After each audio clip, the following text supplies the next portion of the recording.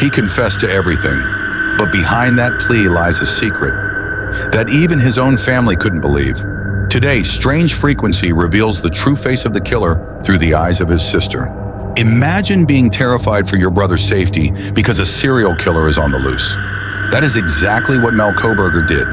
Mel called Bryan, urging him to lock his doors because the news of the quadruple murder was paralyzing Idaho. Can you imagine his response? He calmly thanked his sister. He played the role of a potential victim, while his hands were likely still stained with the scent of that night. The true horror isn't just the crime, it's what happened afterward. Just days after the massacre, Bryan returned to his parents' home in Pennsylvania. He ate his mother's vegan cookies, played party games with his sister, and soaked in the Christmas atmosphere like a devoted son. When Mel accidentally cut her finger, Bryan appeared freaked out by the sight of blood and rushed to bandage it for her. A man who shudders at a drop of a relative's blood, yet could calmly inflict a bloody nightmare on strangers. Experts call this absolute compartmentalization, where the demon and the angel coexist within the same mind. When a nationwide alert went out for a white Hyundai Elantra, Mel felt a flicker of suspicion. She looked at her brother's car, but Bryan's manipulation was flawless. Bryan convinced his family that his car was a different model year than the one police were seeking. He used his knowledge of criminology to explain, to soothe, to erase every shadow of doubt. His family wasn't foolish. They were simply victims of a master manipulator who knew exactly how to scrub the evidence from the minds of those who loved him most. In the eyes of his family, Bryan was a warrior. He was once a heavy heroin addict, a son who drove his father to the point of desperation, eventually leading him to call the police for his arrest.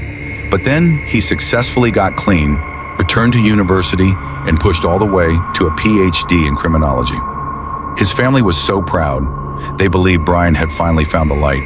But they didn't know that the criminal knowledge he was acquiring wasn't meant to serve justice. He was studying how criminals think, how to erase tracks, and how to select victims. Bryan didn't just kick his heroin addiction, he simply traded it for a far more terrifying one, the ultimate power of deciding who lives and who dies. Bryan's success had a bitter aftertaste. At the university, he was seen as an eccentric, rude individual with a blatant disregard for women. His sister Mel recalled that Bryan had a short fuse. On one occasion, a heated argument between the siblings escalated to the point where Bryan used physical force to restrain her. Mel believed this was just due to his level 1 autism, something that made social empathy difficult for him. But the line between a socially awkward individual and a cold-blooded psychopath is sometimes as thin as a razor's edge. He could bandage his sister's wound by day, but by night he entered King Road with a heart that lacked a single beat of mercy. Many scrutinized Bryan's flat affect in court, labeling him a demon. But Mel stood up for her brother, claiming it was a result of his diagnosis. This is the ultimate blind spot of family ties. We often use medical labels to justify predatory behavior. Was Bryan truly incapable of empathy, or was he using his autism as a perfect mask to hide his malice? When he helped bandage his sister's finger, was it genuine care, or just a rehearsed performance he had observed from the world of normal humans? The answer likely died in that blood-soaked room that night. During the fateful sentencing hearing, cameras caught a bizarre detail. On the table amidst the files of Bryan's atrocities sat a single, hand-drawn, dark heart. The world was outraged, viewing it as a symbol of defiance. But the truth behind it is far more haunting. Mel Kohberger later confessed that she was the one who drew that heart, giving it to the attorneys to place in front of her brother. It wasn't a symbol of crime. It was a desperate message from his family. Even when the world turns its back, we still love you. A symbol of unconditional love placed right next to the list of young lives he systematically destroyed. In mass tragedies, we often focus solely on the killer and the direct victims. But there is another group of victims living in the shadows, the family of the murderer. Mel describes their life as wearing a scarlet letter, a stain that can never be washed away. They are scrutinized, threatened, and blamed for nurturing a monster.